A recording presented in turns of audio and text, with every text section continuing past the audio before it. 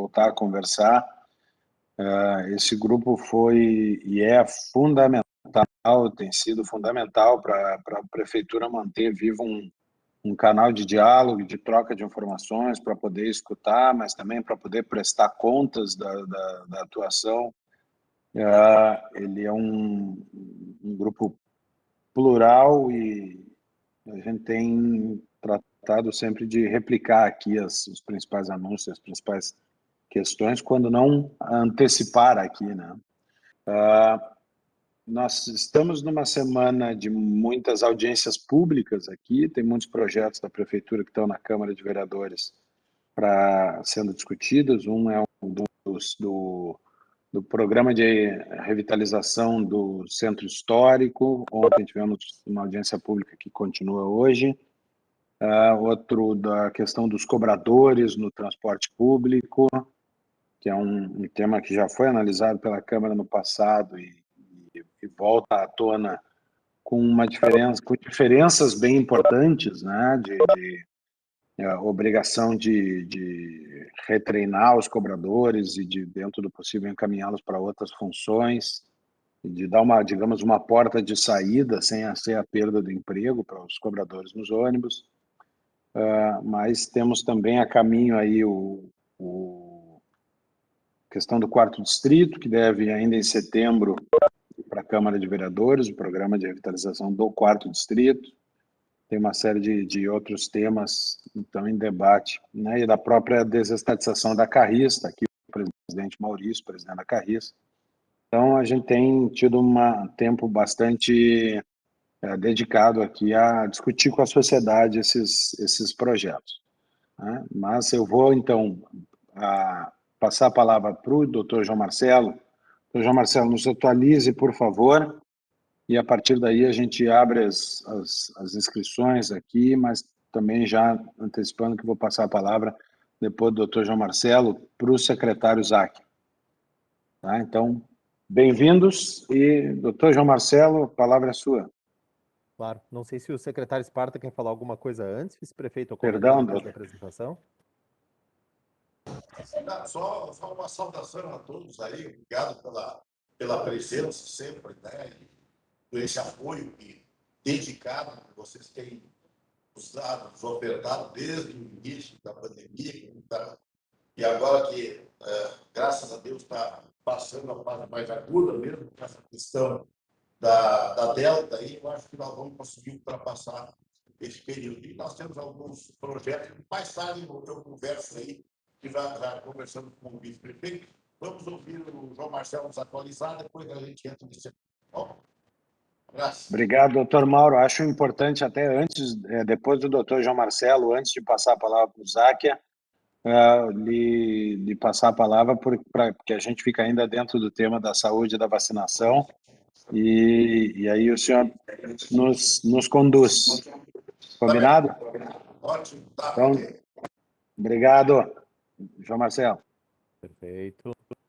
Compartilhando a tela aqui com vocês. Imagino que já está visível, né? E rapidamente, assim, vocês já estão, como eu sempre digo, bastante habituados aí com a metodologia dos dados que a gente acompanha. No total de testes realizados em Porto Alegre, a gente nota na variação, na média móvel dos últimos 7 dias, um aumento de cerca de 18% do total de testes realizados na última semana. Se a gente retrocede para 3 semanas, né, a média móvel de 21 dias, está basicamente no mesmo patamar. Então, essa deflexão positiva aqui que a gente vê bem no canto direito do gráfico. Total de testes realizados, né? Lembrando sempre, como eu faço nessa reunião, que a grande maioria dos testes realizados em Porto Alegre é do tipo RT-PCR, né? O teste de maior precisão aí para detectar a fase aguda da doença. Quando a gente pega somente os casos confirmados, a gente vê que esse número não aumentou. Então, a gente teve um discreto aumento, né? Um aumento na última semana, pelo menos, da procura por testes, mas a gente não enxerga o mesmo aumento na positivação, novamente usando, por exemplo, a média móvel de 7 dias, ou mesmo retrocedendo mais e usando de 21 dias. Quando a gente abre essa informação entre a rede pública e a rede privada, a parte de cima do gráfico não importado são os gráficos, são os resultados de testes confirmados da rede pública, e a parte de baixo, aquilo que a gente importa da rede privada, a gente vê que não é um crescendo e outro diminuindo. Assim, os dois parecem ter exatamente o mesmo comportamento, como aliás foi em quase todo o percurso da pandemia no nosso meio, né? Aqui um gráfico acumulado, digamos assim, semanal, do percentual de positividade. Então, assim, do total de pacientes testados, qual percentual veio com resultado positivo? Em torno de 11% na rede pública, 6% na rede privada. Eu lembro de novo que uma certa diferença sempre houve, aí sim, no percentual por conta dos totais, e talvez até a gente hipotetiza, né, pela maior facilidade da rede privada de decidir fazer o teste sem estar exatamente nos critérios que a rede pública às vezes preconiza, por isso uma diferença de percentual que se conservou muito parecida ao longo de toda a pandemia. Quando a gente olha o gráfico semanal, a gente já aprendeu a ver também, tem bastante variação, né?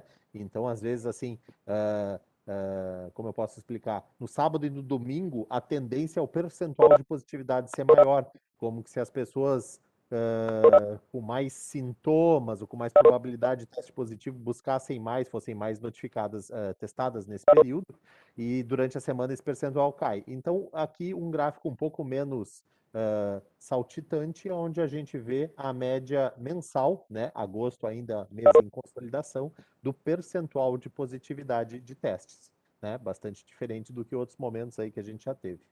Também muito, sem dúvida, da oferta de testes total, que é bastante boa, como eu costumo dizer para vocês. Então, saindo do capítulo dos testes, indo para o capítulo de solicitação de leitos. Eu destaco bastante isso porque aqui a gente vê esses gráficos, próximos 4 gráficos são da rede pública, sistema único de saúde, mas são as solicitações de leitos. A gente considera isso uma etapa ainda anterior da ocupação hospitalar, porque é de se esperar, né, que se houver mais circulação viral na cidade, mais manifestações que demandem internação em enfermaria ou UTI, a gente vai enxergar esse aumento das solicitações ainda antes do aumento da ocupação hospitalar, por óbvio, né? Então, nesse gráfico, a gente vê solicitações no alto, na parte de cima, em azul e vermelho, o total de solicitações que o município recebe por dia de internações hospitalares, 250, 270, um dia mais calmo, 160 solicitações por dia. E na parte de baixo, o trechinho vermelho de cima ampliado, que são as solicitações por síndrome gripal. Pode ser Covid ou não, mas na probabilidade de ser é o que se considera. Então, um número que também não vem aumentando, também não vem caindo. A gente parece estar há várias semanas no mesmo patamar. Um dia mais, um dia menos, variações semanais, mas o mesmo patamar, quando olhado nas últimas semanas, de solicitações diárias de pacientes Covid. Na pizza da direita, sim, a gente vê o percentual de porto-alegrenses e o percentual de residentes de outros municípios. Agora, se a gente destaca só os porto-alegrenses para ter a ideia da circulação, de novo, né, da circulação e da demanda de internação em Porto Alegre, a gente vê que o gráfico não é diferente, ele é todo ele um pouco menor, né? A gente excluiu os pacientes não de Porto Alegre, mas que também não há uma variação em relação à análise do total. Esse aqui é um gráfico que eu puxei do BI do Estado, que mostra Porto Alegre e a região 10, a região para os quais nós somos referência. Então, só para ter uma ideia, aqui a gente não está vendo mais solicitações de internação, aqui a gente está vendo efetivamente pacientes internados, notificados pelos hospitais como suspeitos ou confirmados, suspeito é o azul claro, confirmados o azul escuro, internados em cada momento. Então, vejam que a gente teve alguns dias atrás, uma deflexão positiva, uma queda, novamente uma subida. Na data de ontem, a gente estava com 97 suspeitos internados, 257 confirmados, o total de cerca de 350, um pouco mais que isso, pacientes internados nessa região 10, da qual a gente é, de longe, né, o maior componente hospitalar. Agora, voltando para solicitações, né? A gente viu as solicitações e viu a ocupação dos leitos. Aqui, voltamos a falar de solicitações de UTI. Por dia, Porto Alegre tem recebido cerca de 20, 27, 14 solicitações de internação hospitalar por UTI para ingressar na rede hospitalar, no Sistema Único de Saúde. E de síndrome gripal, a gente tem tido, né, como eu tenho dito nas últimas reuniões, uma solicitação, duas, às vezes 3 ou 4, alguns dias nenhuma solicitação de UTI. Novamente, excluindo os não porto-alegrenses para olhar esse aspecto somente para porto-alegrenses, a gente tem vários dias de nenhuma solicitação, alguns dias com 1 ou 2. Acho que o último dia com 3 solicitações foi o dia 2 de agosto, de internação em UTI por suspeita de síndrome gripal de porto-alegrenses. Aqui, um gráfico parecido com o anterior, da ocupação de leitos, mas da ocupação de UTI, hospitais públicos e hospitais privados somados, que mostram, né, vocês estão acostumados a ver a nossa trajetória ao longo de toda a pandemia, e desde o dia 2 de agosto, a gente desceu o patamar 174, que em algum momento, né, já no ano passado foi considerado um dos primeiros limiares ali de uma ocupação um pouco mais significativa da rede hospitalar. Por 2 vezes nesse intervalo de 2 de agosto até hoje, a gente voltou a subir, nem que fosse por algumas horas, de 174 e cai de novo, né? Agora eu acho que eu olhei há pouquinhos minutos atrás, a gente estava um pouquinho abaixo disso. O que é mais uma informação, a similaridade dos testes e a similaridade da ocupação dos leitos de UTI, que a gente parece estar navegando no mesmo patamar, talvez com uma discreto aumento de suspeitos hospitalares. Há entre nós uma dúvida sobre isso, né? Porque eu já comentei isso na reunião passada, eu acredito, com o surgimento dos surtos nos hospitais, a gente tem pelo menos 3 hospitais que tiveram um surto bem documentado, acompanhado pela vigilância, com todas as medidas mitigatórias tomadas. O número de suspeitos aumenta, dos pacientes suspeitos já internados dentro do hospital, e, portanto, dos positivos também, sem que isso tenha se refletido nas solicitações, porque, entendo, esses pacientes não estavam vindo da rua com suspeita de Covid, eles tiveram surtos nosocomiais, então eles aparecem na ocupação sem ter aparecido na solicitação antes. Então isso é uma hipótese, né? Para a gente é bastante difícil seguir todos esses casos ao mesmo tempo, mas parece bem compatível com esse padrão de dados, com essa heurística que a gente está vendo. Já me aproximando do fim, eu só trouxe a título de curiosidade, né, uma informação que a gente avaliou aí algumas reuniões atrás. Aqui um painel bem geral, não é para ver caso a caso, quase todos os países europeus, à exceção dos Estados Unidos, do predomínio de determinadas variantes ao longo do tempo, ao longo do percurso da pandemia. Então vejam que nesse gráfico a variante alfa, né, é esse vermelho escuro, mas chama a atenção para delta, que é o verde, que predomina em quase todos esses países europeus e nos Estados Unidos também, certo? Mesmo onde havia a variante gama, a variante mais predominante até então no Brasil, né, até as semanas recentes, esse rosa bem clarinho, a delta pareceu se tornar majoritária aí com o decorrer do tempo. Aqui a gente tem alguns países, como o Reino Unido, que tem o espetacular número de 44, 48 mil testes realizados por semana, o que é um número mundialmente expressivo, assim, né? Então é uma amostra muito robusta de alguns desses países. Aqui, alguns outros que eu selecionei, aonde a variante brasileira, vamos dizer assim, né, a variante gama era mais presente e que mesmo nesses locais a Delta parece, era uma dúvida que a gente tinha 2 semanas atrás, né, a Delta parece estar tomando a primazia. No Brasil, isso se vê na forma deste gráfico, eu trouxe ele uma ou 2 reuniões outras aqui, mas lembrando que o Brasil e quase tirando o Canadá, a maioria desses outros países aqui testam, genotipam, né, fazem sequenciamento genético do vírus numa quantidade muito menor. O Brasil subiu esse número, mas está em cerca de 200 testes, genotipagens completas, né, entregues para avaliação por semana, bastante diferente, por exemplo, do Reino Unido, outro extremo que eu dei para vocês, com 44 mil testagens na mesma semana. Se alguém tiver curiosidade de acompanhar, né, a título de diletantismo aí, eu botei tanto o QR Code quanto o endereço do site aí para ser visualizado. Abrindo um pouco mais a questão do Brasil, né, quase 200 genotipagens na última semana, está aparentemente havendo esse predomínio da Delta, embora haja o viés de ser genotipado aqueles que mais provavelmente, né, até por pré-testes, podem indicar a presença da Delta. Então, é possível esse tipo de viés, vamos chamar assim, na hora de fazer o sequenciamento genético. Por fim, só a título também de curiosidade, vocês acompanham semanalmente, né, ou quinzenalmente esse assunto há tanto tempo. Um destaque, assim, um achado interessante, assim, que eu traria para discussão a título de curiosidade, é que além da Delta, que está marcada em verde nesses gráficos, a gente tem a Lambda, conhecida como a variante peruana, né? Que já é uma variante de preocupação, né? De concern, já tem um tempo aí nas publicações científicas, e ela segue, apesar de alguns casos de Delta sendo a predominante no Peru, mas vem tomando corpo no Chile, né? Mesmo né, tendo tido alguma coisa de Delta também. Então talvez uma próxima letra que nós vamos todos ter alguma atenção aí no futuro. E era isso, das informações. Em resumo, a gente segue em patamar, não parece estar com casos disparadamente aumentados, testagem, confirmado certamente não.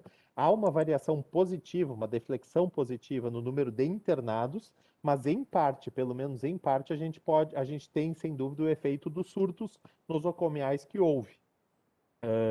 A presença da Delta, ela é preocupante.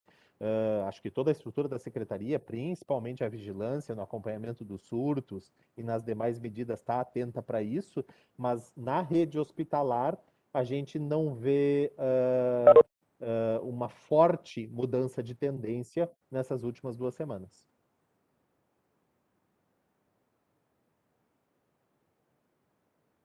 Obrigado, doutor João Marcelo. Importante sempre, né, manter essa atualização e vendo os números, né, em linhas gerais, uma estabilidade, é isso? Posso dizer assim? Acredito que sim. Estabilidade num patamar razoavelmente baixo, em comparação com o que já tivemos. Alto em comparação com o que gostaríamos de ter, né? Mas, em relação ao passado, sob controle. Obrigado, doutor João Marcelo. Doutor Mauro Esparta, a palavra é sua. Obrigado, vice-prefeito. João Marcelo, parabéns aí pela apresentação, né? Sempre muito lúcida e nos dá aqui a posição adequada no momento que estamos vivendo. Só complementando, hoje nós temos 171 leitos ocupados, né? O limite ali que ele colocou era 174, e nós estamos um pouquinho abaixo. Então, estamos com 76% das nossas UTIs ocupadas, né? Então, tem 24% de leitos aí que estão ainda disponíveis, isso é bom. E tem 670 pacientes com internados de UTI com outras patologias. Isso aí mostra também que nós já começamos a recuperar o tempo perdido daquelas moléstias, daquelas doenças que ficaram represadas ao longo da pandemia e que nós não tivemos a oportunidade de tratar adequadamente, né? Então, essa UTI estão ocupadas muito por pós-operatório, de cirurgias, né, e doenças que estão sendo agora tratadas com o devido cuidado que nós não tivemos a oportunidade naquele momento. É importante ressaltar também que a preocupação é constante, a gente está sempre preocupado com isso, mas nós estamos vivendo um momento bem melhor. A gente sabe disso. Tivemos agora esses surtos, então, Clínicas, o Vila Nova e o Conceição. O Clínicas e o Vila Nova já debelaram o surto, né? Lá já está sob controle. O Conceição foi maior, aquele reflexo do surto, né? Teve lá 14 óbitos, né? Pacientes que estavam internados e com mas com pacientes idosos e com patologias graves, a maioria deles, né? E os nossos profissionais que lá estavam também tiveram a doença, todos eles ficaram em casa, praticamente não tiveram internação. Né? Eles ficaram em casa, foram isolados, foram feitos os testes familiares e tal. E também estão evoluindo bem, mas ali na Conceição ainda temos um cuidado e a direção está fazendo um trabalho muito importante no sentido de debelar o surto, assim como aconteceu nos outros hospitais. Agora, o grande trabalho que nós temos que fazer é vacinar o mais rápido possível, né, prefeito? Esse é o melhor remédio que nós podemos fazer, além dos protocolos sanitários aí, que estão sendo seguidos, aí, que a gente reforça a cada entrevista, a cada fala, todos nós estamos reforçando isso.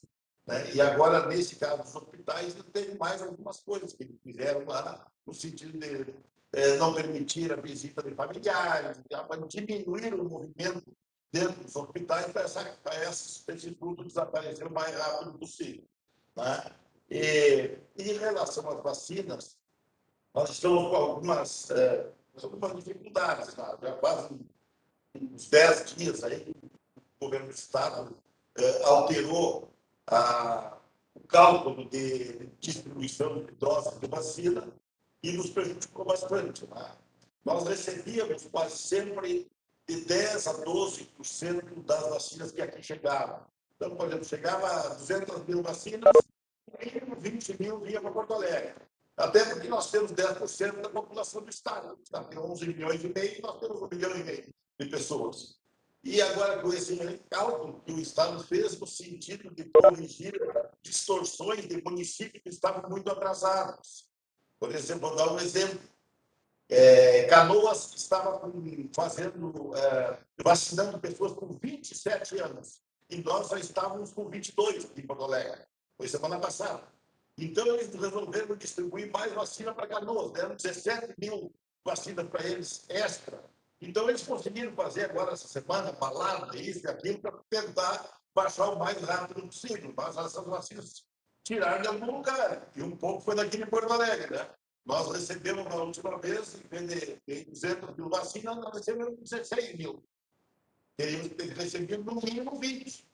Então, a gente está com um pouquinho de dificuldade em fazer essas ações aí que a gente precisa fazer. Hoje, nós temos 14 mil vacinas da Pfizer, e nós vamos provavelmente gastar 8 delas hoje. Vai ficar 6 mil vacinas para a semana que vem. Tem promessa de chegar a vacina ainda até segunda-feira.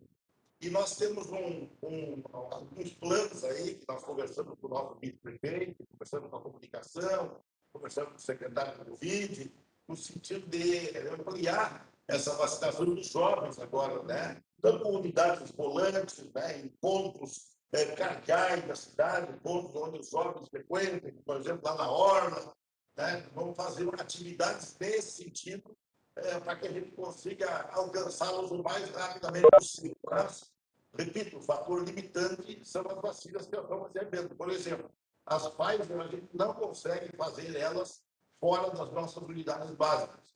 Nós não usamos Pfizer em drive, usamos Pfizer em unidades volantes, por causa da dificuldade que ela tem de manuseio, né? Aquela vacina que tem que congelar, tem que descongelar, é apenas 0,13 ml, então é difícil de fazer isso em locais que não são adequados, onde as pessoas não têm a experiência para fazer isso, então normalmente é feito em unidades básicas de saúde.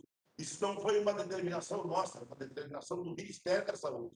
Então, a vacina da Pfizer, a gente tem essa dificuldade, não conseguimos usar ela fora das nossas unidades básicas. Né? Então, e as outras, por exemplo, hoje eu tenho só 250 vacinas da Coronavac. E da Pfizer tenho 14 mil, que provavelmente vamos usar 8 mil hoje. Mas o que eu quero dizer é o seguinte, as vacinas chegando, nós estamos programando alguém mais agressividade, principalmente para vacinar nesses jovens. Né? Então, vamos colocar alguns pontos específicos, né? Pontos móveis, vamos usar tendas em alguns locais, estamos pensando lá no Lago do Lênin Pérez, estamos pensando na Orla, na Redenção, e também fazendo nós vamos ter 3 unidades móveis a partir de semana que vem, para fazer uma ronda pelos diversos bairros da cidade, avisando antes, né, para aquele recadastramento que nós temos nas unidades básicas. A gente tem condições das pessoas que lá estão cadastradas de saber por que a dona fulana não veio fazer a segunda dose. Os nossos agentes de saúde vão até a casa dela, fazem a buscativa, o que houve com a senhora, por que a senhora não veio fazer a segunda dose? Porque não tem dinheiro para passagem, não sei o quê. A gente vai até ela e vamos fazer a vacinação lá. Então, é uma busca ativa e é uma atividade mais agressiva que nós estamos fazendo no sentido de completar a vacinação. E estamos aqui também abertos a receber aí de vocês aí, contribuições aí, que podem ser incorporadas a essas novas medidas que estamos fazendo. É isso, meu vice-prefeito. Estamos à disposição. Obrigado, secretário. E, olha, parabéns pelo protagonismo na questão da vacina. A prefeitura aqui, a gente tem escapado de uma discussão, digamos, superficial sobre passaporte, não passaporte, da questão documental. Nós temos concentrado aqui nossas forças, eu quero parabenizar aqui o secretário Mauro. O nosso esforço é de vacinar pessoas, colocar estrutura na rua, ampliar nossa capacidade de vacinação. Esta busca ativa, ela é extraordinária, é quase um televacina, né, secretário, de ir em busca da pessoa, de conversar, de fazer um convencimento. Eu quero, olhando os números aqui, a gente tem um percentual altíssimo da população que se interessou e foi em busca da vacina. Então, a nossa questão hoje, ela é do convencimento da segunda dose. Talvez algumas pessoas com alguma reação à primeira dose tenham evitado a segunda, tem uma série de motivos para que alguma pessoa possa não ter tomado a segunda, tendo tomado a primeira dose, e a gente vai fazer um trabalho sério aqui para ir em busca dessas pessoas, convencê-las e disponibilizar a vacina em várias circunstâncias, né? Eu comentei aqui numa reunião que nós fizemos, esses dias eu estava no comércio, estava fazendo uma compra, e o vendedor me disse assim, não tomei a vacina porque tinha que tomar um ônibus, e aí não sei quanto tempo ia ficar na fila e tal. E agora, hoje, a gente trabalha com agendamento para a pessoa não precisar ficar na fila, a gente trabalha com essa descentralização aí, vamos ter unidades móveis, unidades volantes para ir aos bairros, vacinar nos bairros, para que as pessoas não precisem se locomover para buscar a vacina. Temos outras medidas aqui que estamos fazendo para fazer com que a vacina chegue às pessoas, né? Lembrando, a nossa realidade aqui, nós estamos racionando vacina, porque tem que ir limitando ao público, pessoas de X idade, porque o interesse em se vacinar é maior do que a disponibilidade de doses, essa é a verdade, né? E que bom que seja assim. A nossa Secretaria da Comunicação também está trabalhando para colocar logo em seguida uma campanha também nos meios e nas redes sociais, nos meios de comunicação, nas redes sociais, de convencimento da importância de se vacinar. Todos nós temos essa percepção e essa necessidade, né, de fazer esse convencimento para que a vacina aconteça. Todos nós depositamos altíssima confiança no sistema de vacinação e na eficácia das vacinas que nós temos aplicado. Dito isso, e eu só estou dizendo isso porque, às vezes, a discussão política ela é assim, não há porquê dizer, é assim, né? Ela tende a se superficializar em um tema ou outro, né? E aqui os gestores públicos têm a obrigação de ir além das pequenas polêmicas de prover soluções reais e concretas. Então, quero parabenizar aqui, secretário Mauro, pelo empenho em trabalhar para ampliar a vacinação, fazer essa busca ativa, levar a vacina até as pessoas. É um trabalho incansável da Secretaria da Saúde, muito organizado, com apoio de tecnologia da informação. A nossa Procempa tem ajudado no desenvolvimento dos sistemas de TI para dar suporte a isso. Então, é um esforço amplo aqui da Prefeitura. Secretaria do Desenvolvimento Econômico e outras secretarias colocaram veículos à disposição aí, micro-ônibus, vans, para a gente fazer levar essa vacina aos bairros. Então, nós estamos ampliando cada vez mais a nossa oferta e a forma como essa vacina vai chegar nas pessoas. Lembrando que ela tem que chegar no município de Porto Alegre para isso. Isso não é só sair do Ministério, é também passar pelo governo do Estado e chegar aqui. Desculpa, quem é que falou? Prefeito. Doutor Ponte. Na reunião anterior, eu fiz uma indagação sobre uma preocupação um pouco generalizada com relação às pessoas que, se sabe, apesar de ter tomado a vacina, não foram protegidas. Há casos, e muitos, de morte, inclusive, vacinado. O caso mais conhecido é o do próprio Tarcísio Meira, mas aqui mesmo, pessoas que a vacina não cumpriu nenhum papel, há inúmeras. Eu mesmo, minha mulher, meu ex-sócio, nada disso, fizemos exame, é a mesma coisa que não ter tomado. Tudo isso eu digo para o seguinte: nós estamos chegando aí, pelo que eu sei, um neto meu está começando a se vacinar com 20 anos, então está se chegando na vacinação plena, em primeira dose, para as pessoas que têm recomendação nítida de vacinação, que é acima dos 18 anos.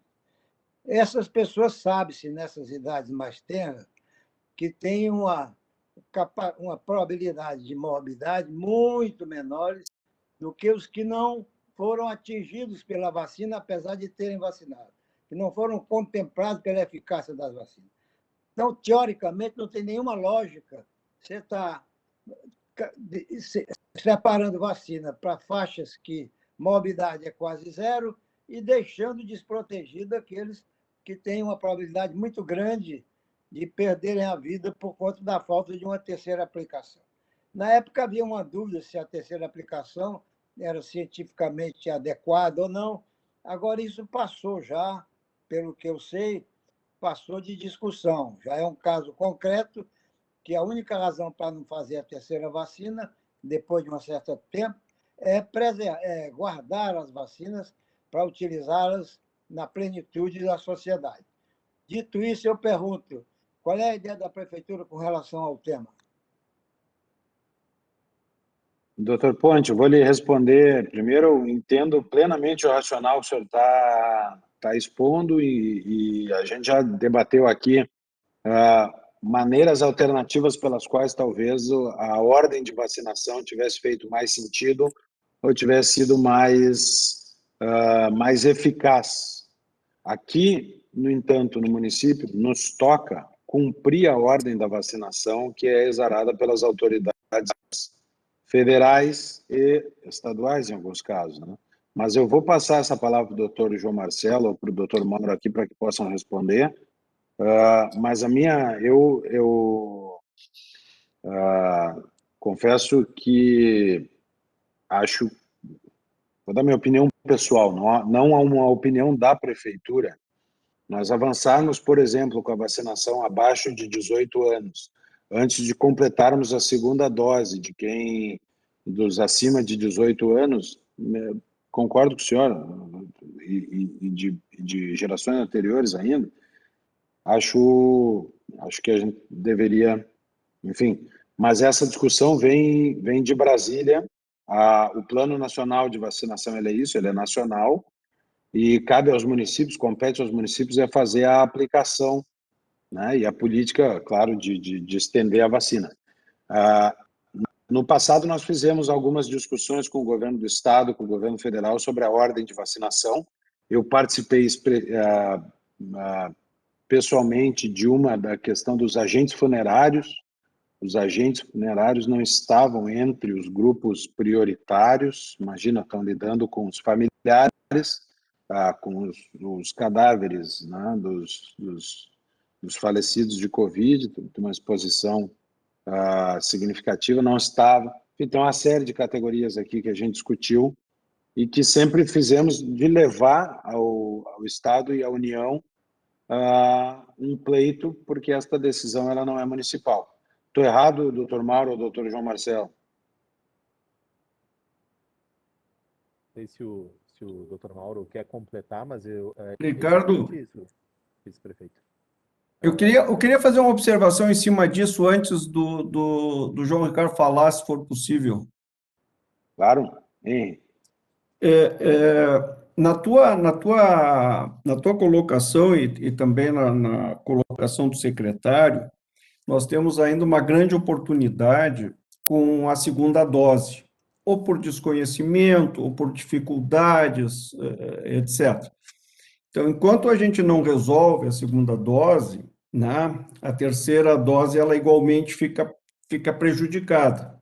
E aí eu pergunto se uma das ferramentas que poderia ser utilizada para incentivar essa segunda dose não seria o passaporte sanitário, de nós criarmos determinado nível de barreira para quem não tem as duas vacinas, as duas doses aplicadas, nesse sentido. Obrigado. Essa discussão ela é uma discussão viva, ela é frequente aqui. Eu vou te dar a minha opinião sobre ela, tá? Eu não tenho, a gente não tem um anúncio oficial ou uma opinião concessada. Isso não é a publicação de uma opinião da prefeitura. Eu vou te dar a minha. Essa discussão ela vai e vem. A gente conversa, esse tema aparece na imprensa.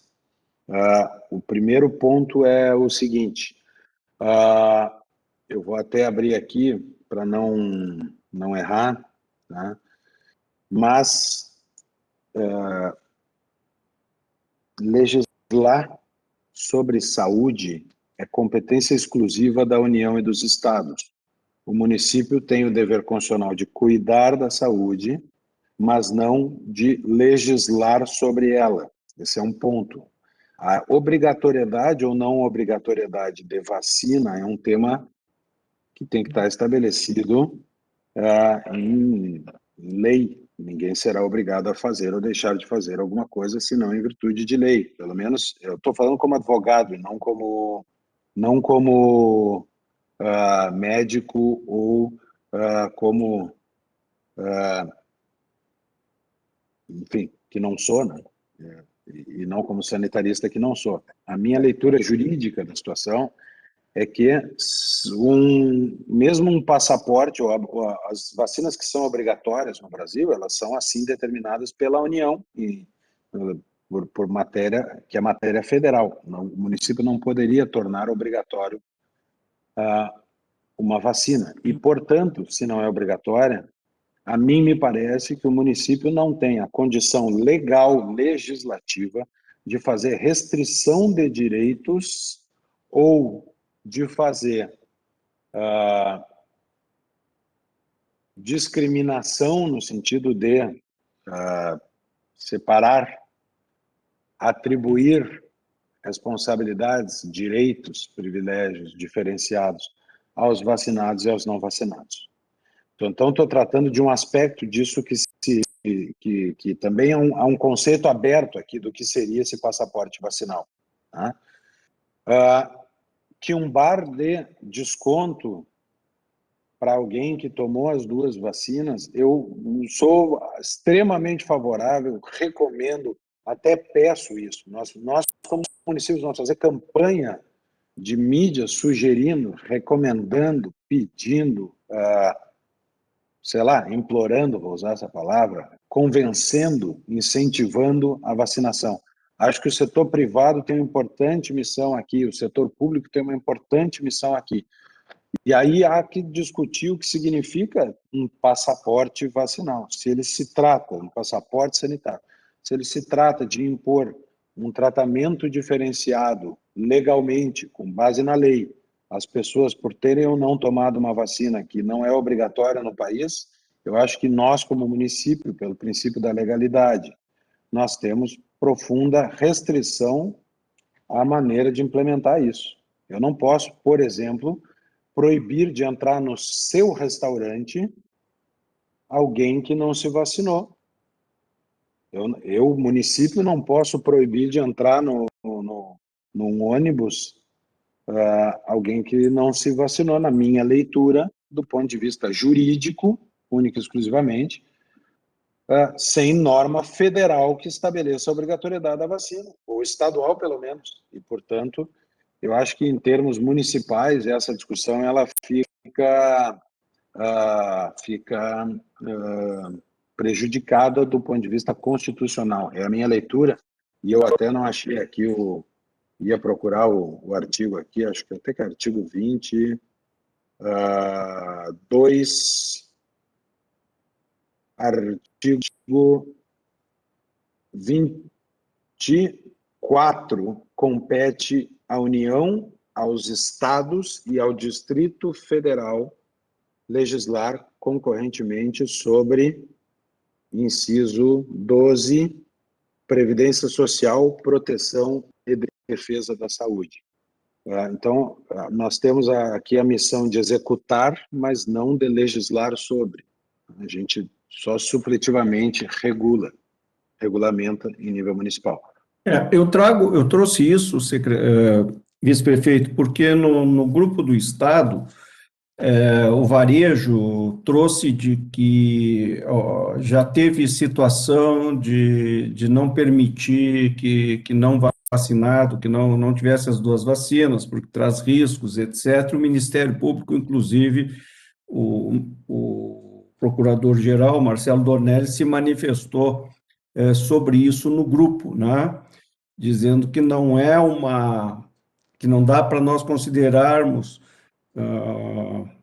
uma afirmação de que seria o federal, porque a pessoa estaria realmente comprometendo o limite da saúde, ela entrando num ambiente que tem terceiros, né? Ela pode não querer se vacinar, mas não gerar risco para terceiros.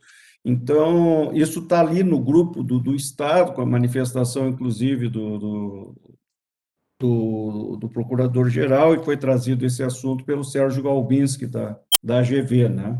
Então, só por isso que eu tô trazendo, porque me parece que nós vamos ter que tratar, sim, com esse assunto com uma certa frequência, porque quanto mais Esse nós... é um tema que vai ser recorrente, eu não tenho dúvida, vai ser recorrente, nós vamos voltar a essa discussão o tempo inteiro, não tenho dúvida também.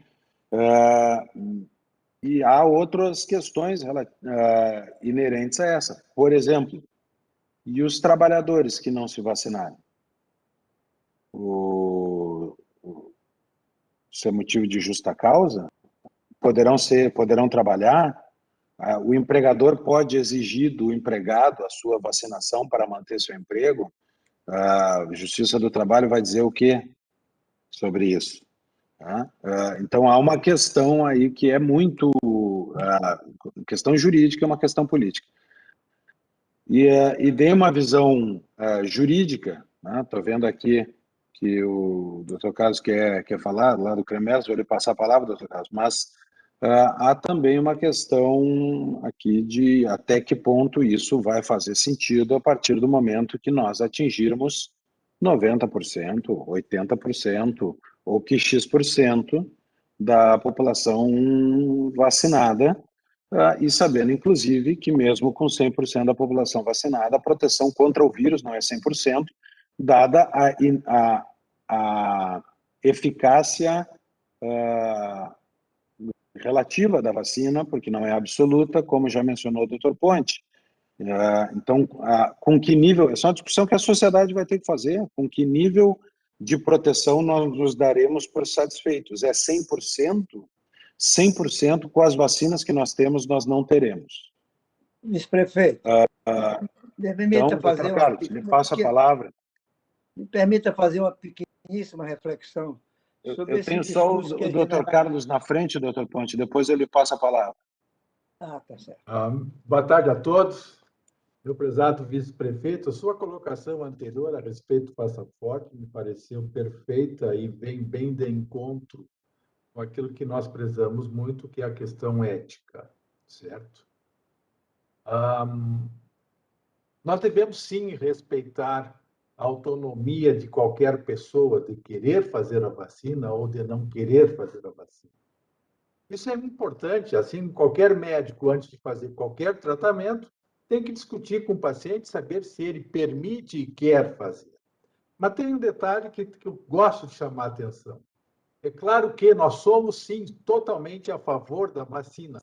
Porém, um indivíduo que já está vacinado e poderia ter esse suposto passaporte, ele está com proteção individual, ele não traz proteção coletiva. Porque se ele for portador do vírus, mesmo vacinado, e não manifestando a patologia nele, ele pode transmitir. Então, essa questão da vacina é importante, sim, mas mais importante ainda, dentro do convívio social, vacinado ou não, que se continue esclarecendo a necessidade básica daqueles 3 aspectos de não transmitir, ou seja, a máscara, a lavagem das mãos e o distanciamento. Louvo atitudes privadas que, de repente, queiram trazer um plus para aquele indivíduo que prova que está vacinado, mas muito respeito com esses indivíduos. Por quê? Porque eles estão no respeito à autonomia deles, certo? E também a nossa. Posso falar?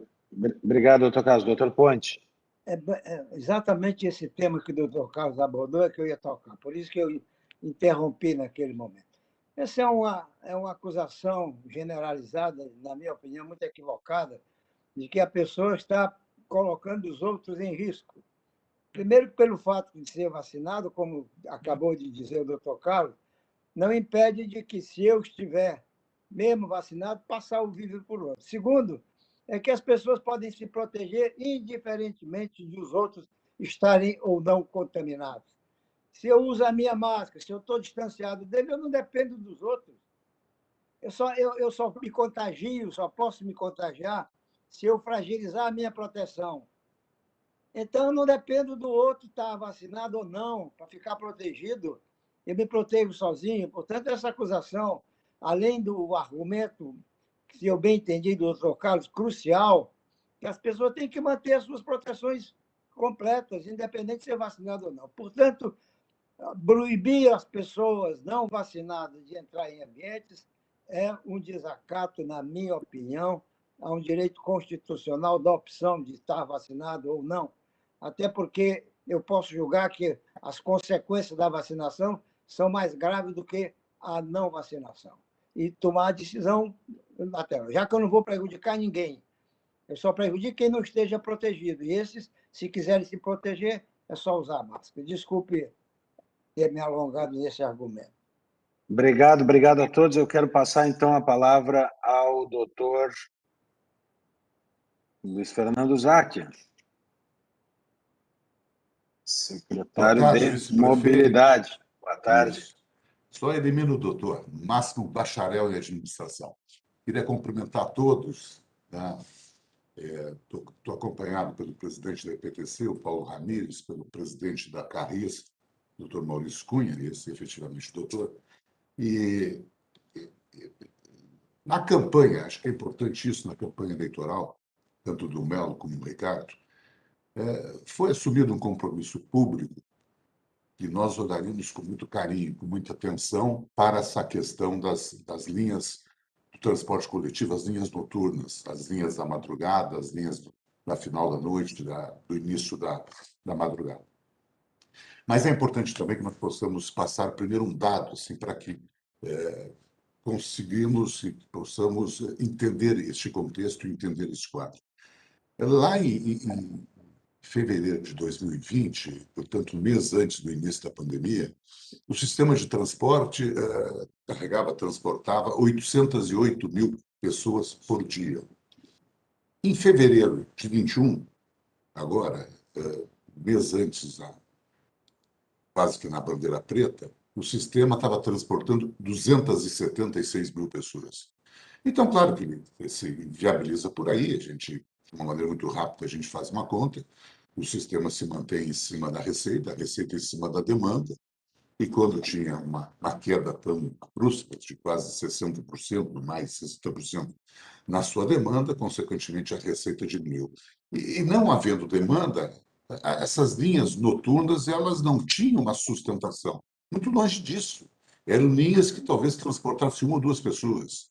E aí inviabiliza o sistema. Na medida que vai avançando a vacinação, e são retomadas as atividades de serviço, de comércio, de restaurantes, bares, enfim, atividades que invadem a noite.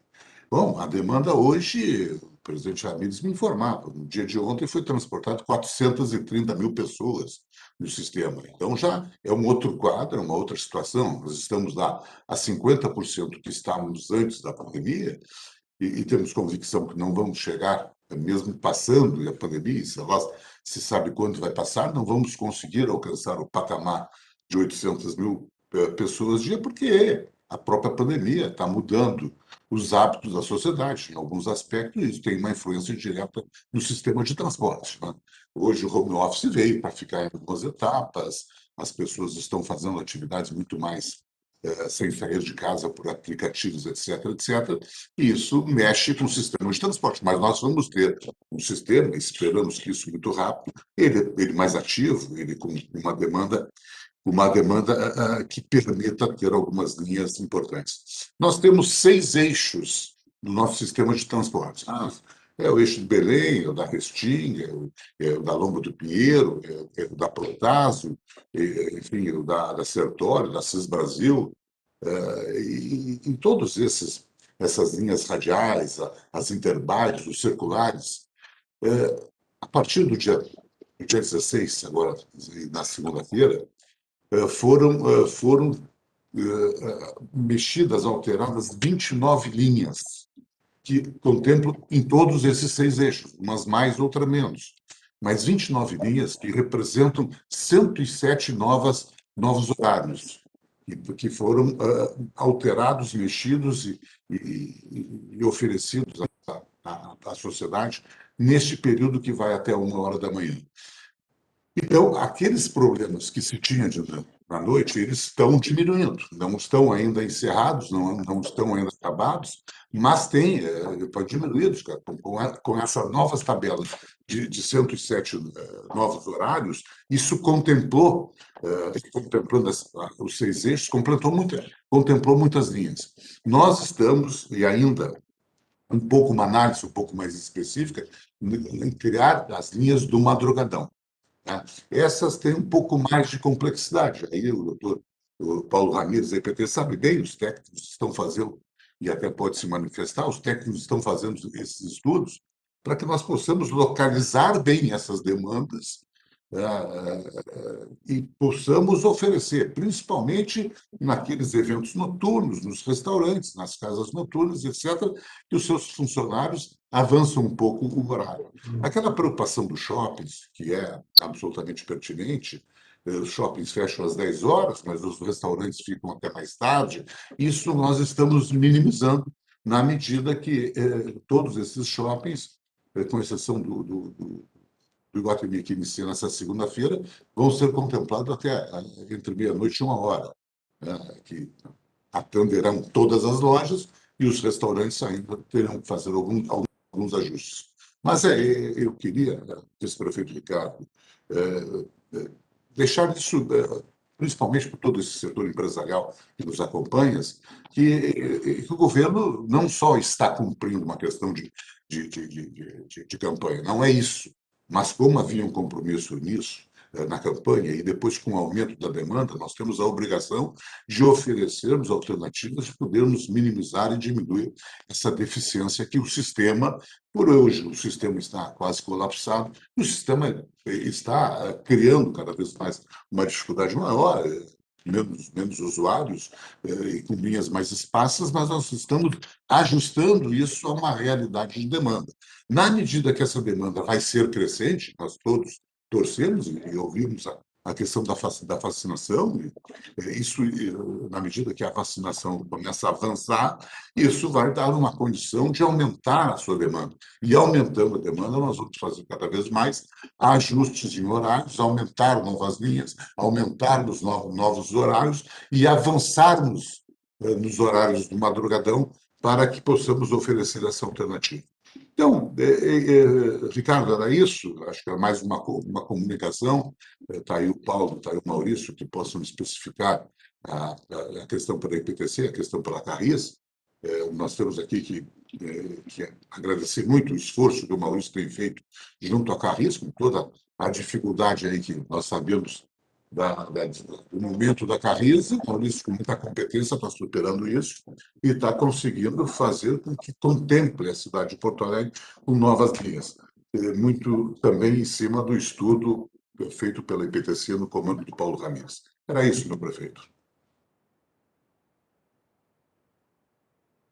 Obrigado, secretário Záquia. Alguém quer comentar esse tema ou aprofundar? Presidente Maurício da Carris.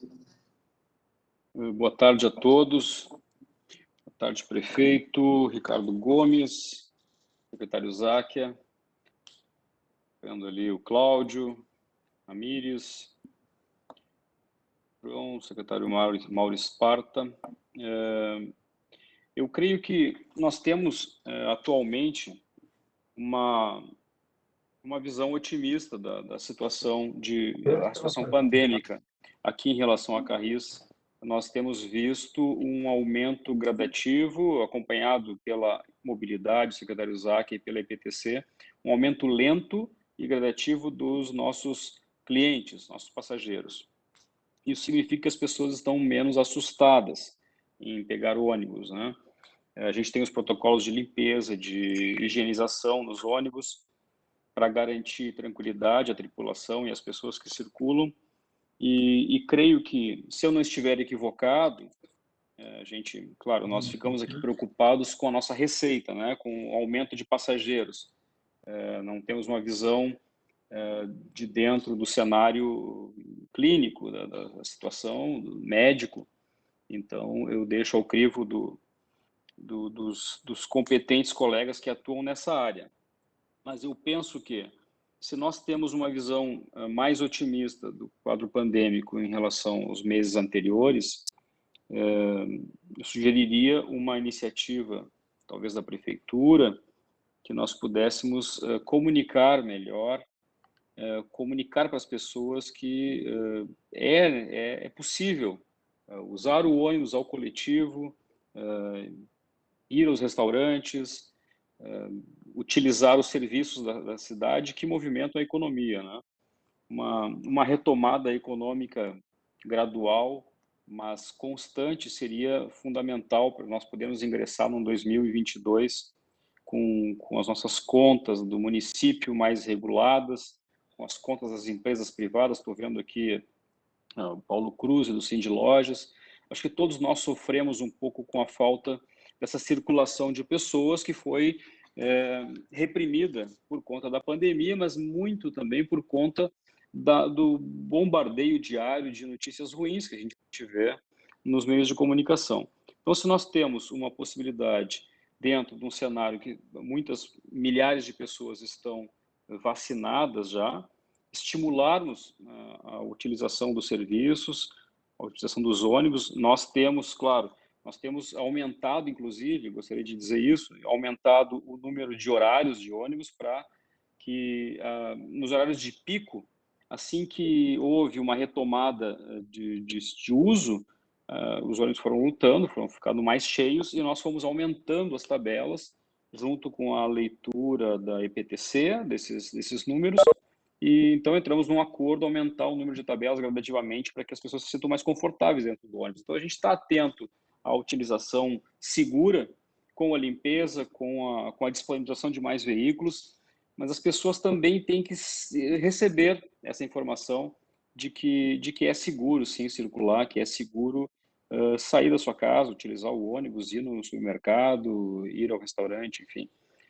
Isso eu acho que seria importante para nós auxiliarmos a cidade como um todo. Obrigado, Maurício. Então, nós estamos chegando aqui já às 15 horas e quase 10 minutos aqui. Eu quero... doutor João Marcelo, pode só botar o nosso vacinômetro na tela aí? Acho que ele não passou, né? Eu geralmente deixo para vigilância, mas coloco num instante aqui. Se puder, ou tá aí o Ritter, não? Acho que não, acho que não. Não? Só por favor, então, me dá uma força aí. Obrigado. Só para também a gente acompanhar.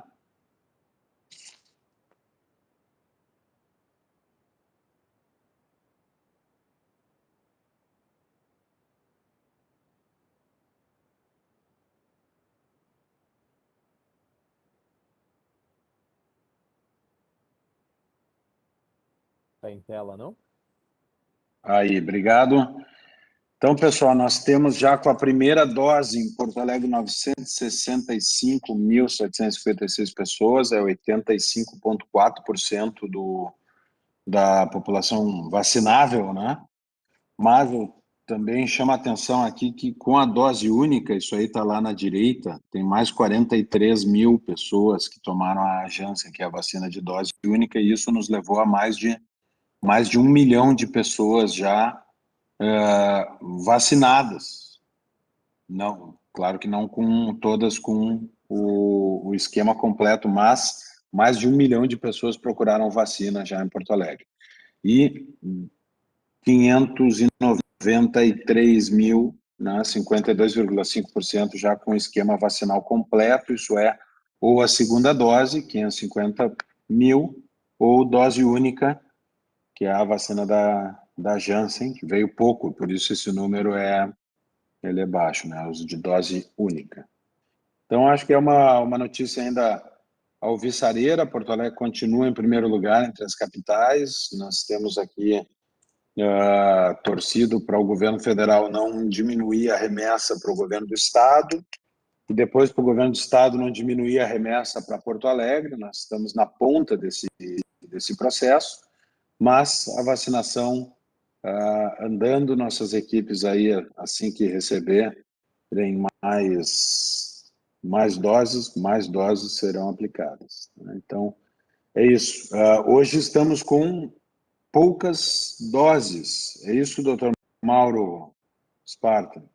Poucas doses em estoque. E por isso também, né, nessa questão toda de pessoas que poderiam ter se vacinado, ainda não se vacinaram, ainda temos um trabalho a fazer de oferta para depois evoluir numa discussão mais ampla. É isso, né, doutor Mauro? Tem nós tínhamos 17 mil doses, era isso? Não, hoje nós temos... Hoje, a nossa posição para a dose 1, nós temos 14.066 Pfizer e 252 Coronavac. Nós normalmente fizemos por dia por volta de 8.000, 7.000, então vai sobrar 6.000 Pfizer aí para segunda-feira. E na segunda-feira nós pretendíamos entrar nos 18 anos, mas são 16 mil pessoas. E nós vamos ter só 100 mil doses, então a gente fica...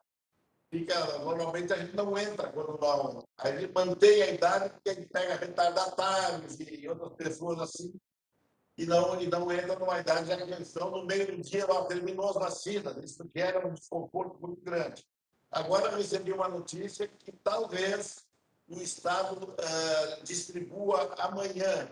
Se ele fizer isso, nos distribuir amanhã, nós ainda durante o fim de semana conseguimos municiar as nossas unidades básicas e na segunda-feira pela manhã passamos então para os 18 anos. Obrigado, doutor Mauro. Tá bem? Com isso, eu quero agradecer a todos. Se não tivermos mais inscritos aqui, encerrar a nossa reunião agradecendo. Na semana que vem, voltaremos com o secretário César, inclusive. Obrigado, senhoras e senhores. Um abraço e um bom fim de semana a todos.